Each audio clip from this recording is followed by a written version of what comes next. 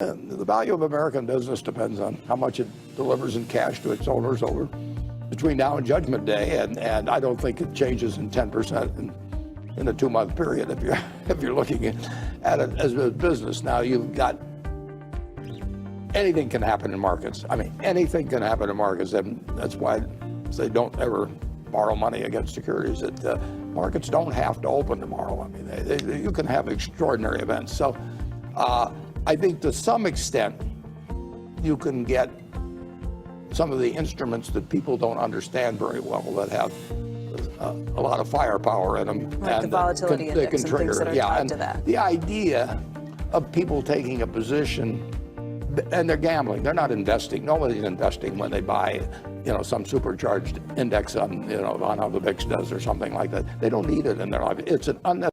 If you don't have any cash on the side, do I recommend that you go on margin to buy more stocks? Margin can be a very dangerous thing if you don't know how to use it properly and if you're not really familiar with the risks behind it. So my recommendation is no, don't go on margin under any circumstances, especially if you're a beginner. Now you still have the dilemma of, well, Michael, I don't have enough cash to buy more stocks. What should I do?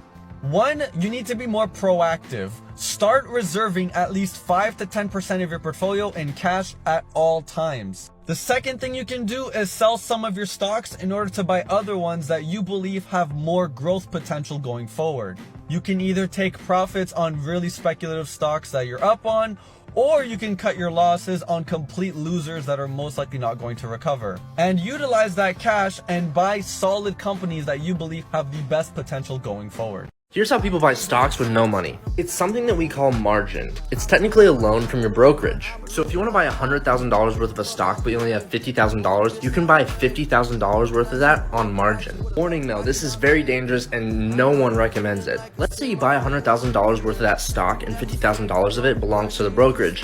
Well, let's say that stock drops by 50% and you sell it for $50,000. Well, all of that $50,000 goes to the brokerage. That's why this is so dangerous, because if you buy all that stock and you lose all that money, you still have to pay back what you borrowed from the brokerage. And if you get in debt to a brokerage, it's very hard to get out of. So don't buy on margin and follow and like for more stock tips.